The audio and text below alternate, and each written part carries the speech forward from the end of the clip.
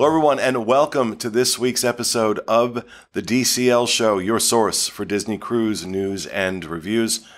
Coming to you from the Bob Varley Studio in Orlando, Florida. I'm your host, Pete Werner, joined at the table this week by my good friend, Mr. John Sacherri, a.k.a. BigFatPanda.com. How are you? And via Skype, the lovely and talented Dreams Unlimited travel agent, Ms. Elaine Edwards. Hi, friends. And, of course, in the production nook, the lovely and talented producer, Mr. Craig Williams. Ahoy, hoy. And just a reminder to everyone, this show, along with all the content we produce, brought to you by DreamsUnlimitedTravel.com, of which I am one of the owners, just for full transparency. And if you like our content, if you like our stuff, then please book your next Disney cruise vacation with Dreams Unlimited Travel. You're going to get a shipboard credit from us up to $1,000, depending on how much you spend. Get a great welcome basket that we send to your home, full of stuff that you need to have a better experience on your cruise. And of course, most importantly, you get the support of one of our phenomenal agents like Ms. Elaine Edwards. We're going to step you through the process that any questions you have, any issues you have, they're right there to support you in all of that. And you get all of that for the same price you're going to pay Disney Cruise Line if you book it directly. So you lose no money doing this, doesn't cost you any more, and you get a whole bunch of great service and perks. So that's DreamsUnlimitedTravel.com. That was a long... You can't beat that. No, you really can't. You really can't. In some cases, you'll pay less if the agent is on the ball. Absolutely. Absolutely. So, but that was a long one. I apologize. This week, we're going to talk about the cruise that Panda and I just got off of. Most people call you John, but Panda. I call you Panda. Panda's pretty popular. That's good. You're Panda. Love it. To me, you're Panda. And it gets rid of any confusion with the other Johns. With my business partner, John Magi. I think the Panda helps differentiate between the two. Yeah, and then they tell me I sound like him, even yesterday. Yeah. So that you sound like John. So if you're listening instead of watching, that's not John Magi. That's John Panda Sacherri. But we just got off a sailing on the Dream, a three-nighter. It's my first three-night sailing in 100 years. It's still a great trip, but it's almost too fast. Well, I had some first-time cruisers with me on this. I was joined by members of my family, my brother Charlie and his wife Cookie, my niece Melanie. This was her first cruise. Her boyfriend Jay, it was his first cruise. My niece Robin was not her first cruise. And of course, Federico from CDisney.com and Panda. And I got everybody right. Yeah, my husband, Mark. Oh, and your husband, Mark. Yeah, can't forget about that. Can't forget about him as my phone rings. My phones are going nuts. Phones, multiple. I'm back to multiple phones. There's something wrong with me.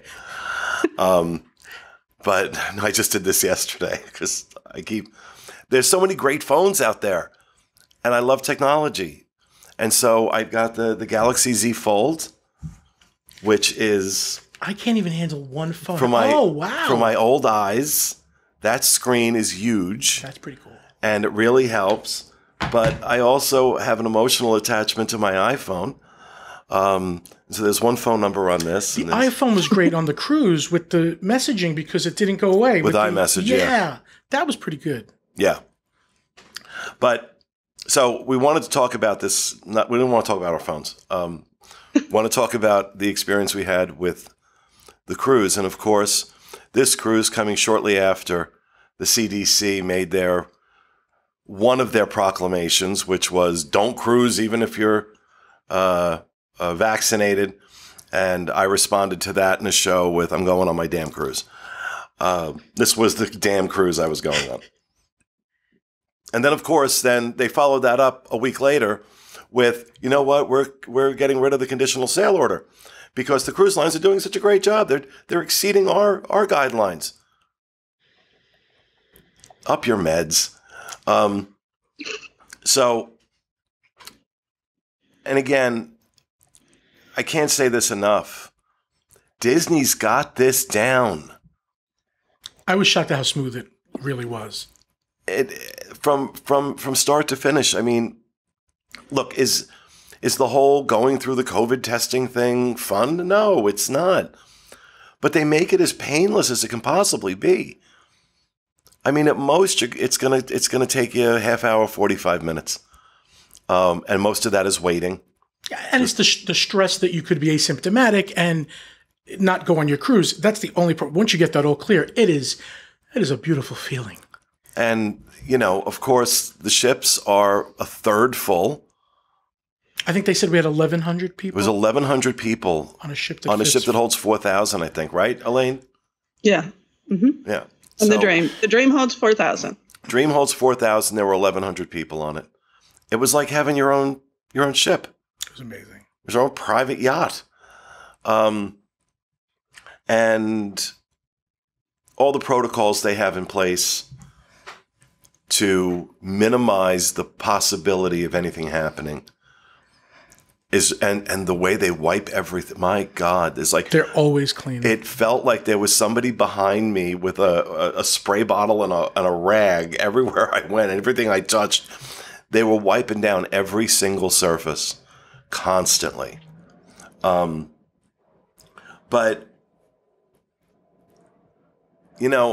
this cruise, more than maybe some of the others that I've taken, really drove home for me why I love this product so much. And it was all summed up for me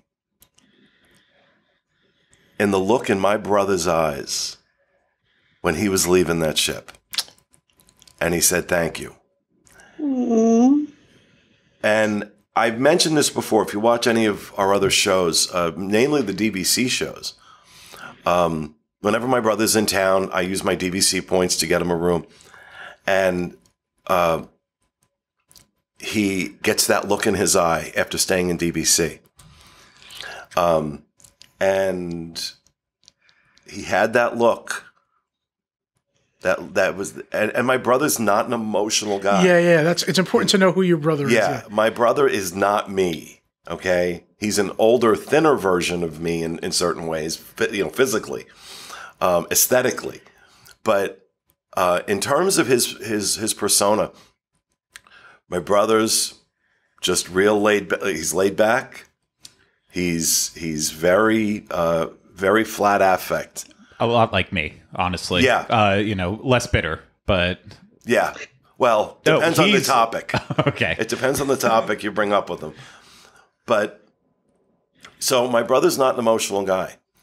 Not outwardly emotional. He's an emotional man, but he's not outwardly emotional. He's not me. He doesn't wear his heart in his sleeve the way I do. So when I see that look in his face, it just has that... And of course, he's my brother. I love him. And you want to see, and this was my whole family had that look. It made you proud to make him happy and take them, yeah. Yeah, exactly. And so it kind of, at the end of the cruise, it really drove that point home. At Palo, and we'll get into that, I can tell he was having a good time. Oh, yeah.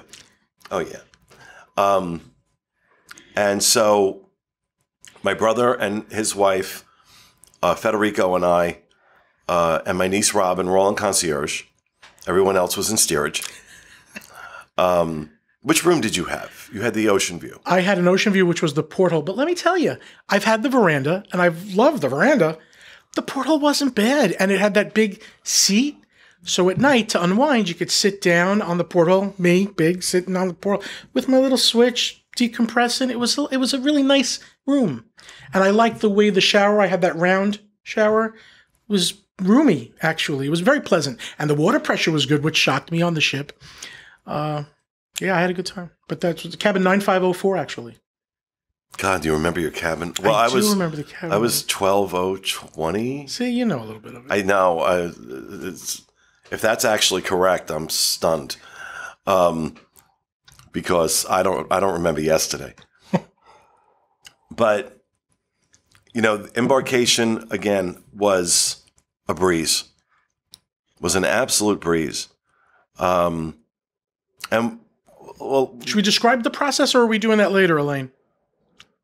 Yeah, this was your idea. I mean, we are going to have a show that we're going to do later where we're going to talk about embarkation. Okay, so we can just say it was easy for now, and then we'll get to the details of that later. But it was an easy process, and it was all done in your car, so that if you were disappointed, you just drove away. But thank God that didn't happen for any of us. Yeah. Well, if you drive to the port and you're parking your car there, it's done. It's done in your car. The testing is done in your car. If you're being dropped off, there is a tent across the street. With I think it's Advent Health is their partner. Could be. It's run by Advent Health. Well, the testing in general is run by Advent Health. And you go into one tent, you get swabbed, and then you're assigned to another tent where you wait to get your email, your notification from Inspire Diagnostics. Inspire Diagnostics, thank you. That tells you you're clear to sail, and that's that, and that takes about 30 to 45 minutes. They tell you 45 minutes, but it's a little bit less. Yeah, it's a little bit less, but of course, it's the worst 45 minutes because you're like, what if I'm, like you said, what if I'm asymptomatic and positive? You never know. And then you and your party do not get on the ship. Which makes sense, because if you haven't, you've been driving in the car with them, there's a good chance. Yeah. Right, exactly. So now, but Elaine, how would that work in a case like this where I'm traveling with like 4 other staterooms? Like nobody gets on? So from the experience that I have kind of gathered is I think it's kind of a case-by-case basis. If you guys, in this case, you were kind of all meeting at port together. And so, yes, like if you had tested positive, anybody in your room, if you were traveling together and all of that, nobody's getting on. But the other staterooms, if you were not necessarily traveling together, then they're not disqualified automatically. Okay. Because I've even had a situation where I had a guest that before they left home, one person was sick, and they were going to be in the same stateroom together, but they did not live together. They were just friends traveling together. And so the non-sick person, they hadn't seen each other. So the non-sick person, they were able to continue and go on the cruise, and the sick person stayed home. Okay. You were already on the ship when I was being tested. Yes. They wouldn't have come and got you because we had cabins connected and said, get off now. No, and you guys don't live together. You're not in the same stateroom. So no, it's not like that. It's kind of a case-by-case situational, logistical, work through it situation. It's not a cut and dry situation. It sounds like it's stateroom by stateroom for the most part. Mm-hmm. Probably. But fortunately, not an issue that we had. And, got on the ship. And, like, the 3-night sailing is very short. It's like, don't bother to unpack short. Because as soon as you unpack, you got to pack to leave. Now, my next one coming up in a few weeks, the next one we're on, a 7-night. That's my thing. A nice 7-night cruise. Get comfy. You can get comfy. You can unpack because you're there for a week. But if you are a first-time cruiser, the 3-night is really a good idea. Find out if you like it. Find out how you react. We had some motion. But it was the last night. On the last night, we had some motion on the ship. And if that would have happened on the first night, some of your family members may have been like, whoa, well, this isn't for me. I'm glad it happened. Well, but the thing is that, it doesn't bother me at all. Me either. It doesn't bother me in the least. But some members of my family, it did. Didn't put them off cruising, but you don't know. You don't, if you've never cruised before. So I was kind of glad they had that experience. That now they know, because I've been in worse, but there was some real motion. Yeah. So the 3-night is good because if you get on, if it's your first time, you get on and you find out you don't like it, and you're stuck there for 7 days. So the 3-night is a good starter cruise. And it's really easy too, because it's on the if you're doing the Dream out of Port Canaveral, it's on the weekend. Yeah. Like you get on a Friday and you get off on a Monday morning, you don't have to take that like work week time off, because it's just like a long weekend. Right. It's really nice. Because your 4-night is Monday through Thursday. Monday through Friday. Or Monday through Friday. Well, 4 nights is Monday night, Tuesday night, Wednesday night, Thursday night, Friday night, Friday morning you get off. Right. So the Dream does the 3 and 4 night itineraries. That's how it fills its week, where the Fantasy does the 7. So it's where am I going? No, it's awesome. I don't. You think people really they go for 3 nights and they don't like it? I think that would be my gateway drug to more. Well, and that's what we always, from the travel perspective, that's certainly what we hope, that the 3-night is your gateway drug. And a lot of times that's exactly what happens. They come back from a 3-night, they book a 7-night, sometimes while they're still on board. Yeah. Which is always a good idea. Right, Elaine? Every time when you are on board. And right now, as far as I have been able to find out, they are not booking actual cruises while you're on board. It used to be you could do the placeholder, which is a 10% off of a future cruise, but you don't pick an actual cruise at the time. You just have to sell within 2 years, or they book an actual cruise. Right now, they're not booking actual cruises. They're only doing the placeholders. You can do that right through your app. It's $250. That $250 later comes off your deposit when we convert it to a cruise.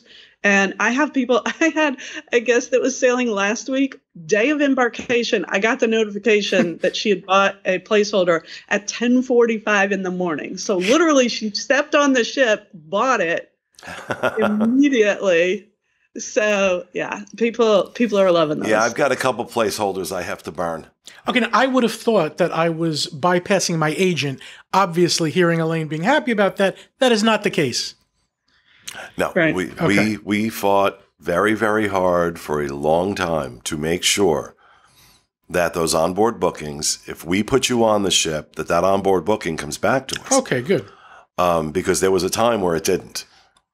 And early on, I think, Elaine, this is even before you became an agent with us.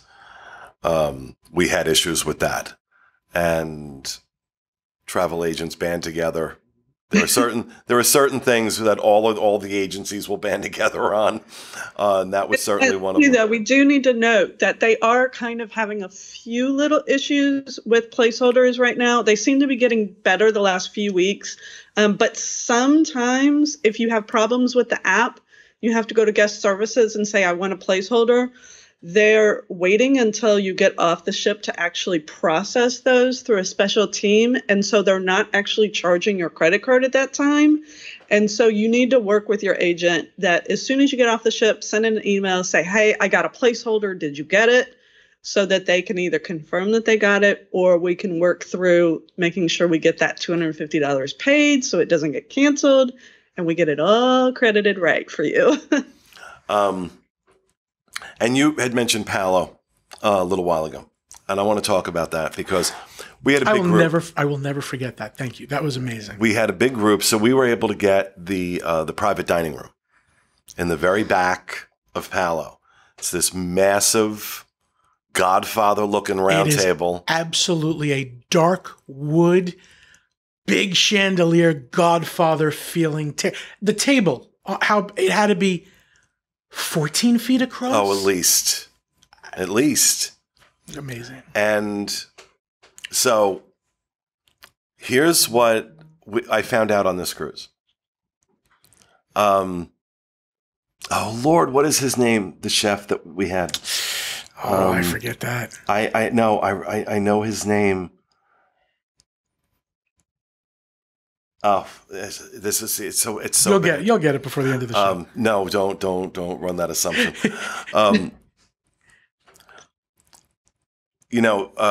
I had done a Palo review a few months ago that was not good.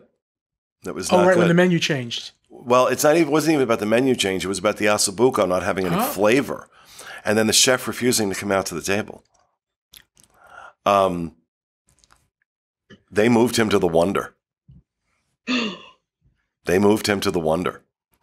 And now this new chef is the first chef who is not Italian to be the head chef at Palo. Chef Cigar. Okay. Chef Cigar. Yes. Now, if you would have told me before the meal that it was not an Italian chef, I would have been like, I wouldn't have been, after we had the meal. Then you tell me, Let me tell you, this man, fantastic. The difference in the quality of the meal I had on that first sailing in Palo and the two subsequent sailings I've done where I've been in Palo, night and day. Night and day. And when I tell you, every morsel of food that came out of that restaurant, came out of that kitchen, was sublime. It was, and it doesn't matter whether the chef is Italian or not. No, it matters if the chef is any good. And Chef Cigar, all day, every day. That man could cook every meal I eat from now until the day I die, and I'd be a happy man. Can we talk about the magic window at the end? Yeah, please. There's this window that I didn't think anything of it. I think it's behind two curtains as you're sitting and eating. It's a frosted glass window. And apparently it's like a two-way where they can see you, and then they press a button, and the frost goes away, and you see the kitchen and all the chefs in like the line, and they all wave to you and say thank you, and you can wave back to them, and then the frost comes back. But it is magical, and it's a very nice, quick interaction with them. And they all have to leave what they're doing for a quick second to come to the window to say, hey, thank you. So they do it at the end. Yeah, it was really nice. That was a nice touch. If that's a two-way window and they can see you, do they also have like little hidden microphones and they're listening to what you're talking about? I would not doubt it, because they probably aren't coming to the window if you hated it. Well, we certainly had no indication of that in our meal. And I mean, the service was phenomenal. The food was... Okay. The service. Okay, I've been on Disney Cruise and I love it. I love it when it's packed. So to go on it, and I guess over the course of time and going to the park, you forget the type of Disney service that's on the cruise. But the minute you get into your cabin, and the cabin, is it steward, hostess? What is it? Cabin, your stateroom host. Stateroom host. The minute this gentleman contacted and started to speak, I was like, wow, that's some weird, just a genuine concern to let me know if you need anything. I hope you have the best trip. I was like, okay, this is different again. Like, I remember, this is some good service. And it never stopped. It never left that height. It was great. No, it was phenomenal. Yeah, service across the board. Right, and you were in concierge, so you kind of especially in concierge, they're ridiculous. These people are obsessed with service. Danny, the concierge manager, now knows me. We know each other because I've been on the ship a number of times. And he remembers. And that's the thing, is they remember their guests. They know what their guests like. It's hard to put a price tag on that level of service. It just makes you feel so welcome. It does. It makes you feel important. Very. It makes you feel important. And who doesn't want that? And again, it's genuine. It doesn't. There are times where you get service like that, and it just feels like, all right, you're doing your job, and it's fun. It feels like they really care, and I think they do. I really do think they. No, it's genuinely. If it's not genuine, they are the best actors. The whole ship is full of the best actors that you can find. They're hiring the people that really do want you to feel that way, and they. I think it affects them too. They have a good day if you're happy. And it's not just in concierge that it's like that. It's everywhere on the ship. I mean, it's every staff member. I feel like that. So overall, and our food in the main dining rooms, again, fantastic. That's why I'm trying to get on as many of these cruises as I can, because while they're at lower capacity, the food coming out of the main dining rooms is so good. So good. No complaints about any of the meals. Even the room service was still great. I didn't try it. You did. Yep. Got the BLT. I keep going on about this BLT, but I love it. And it's just convenient and it's great. So an incredible 3-night sailing. No one, thank goodness, came off the ship sick. I just want to make that point. There was a reason I felt confident going in. My confidence has been rewarded coming off. Is that to say that it can't happen? Of course it can happen. But Disney has done as much as is humanly possible on every level, with every detail, to mitigate those risks. And for me, look, am I saying that I would feel as comfortable going on another cruise line? No. No. I don't think I would. But I do with Disney. And I can't wait to get on the Fantasy in a few weeks. So, all right, that's going to do it, folks, for this episode of our show. We hope you enjoyed it. We'll see you again next week with another edition of the DCL Show. Have a great week.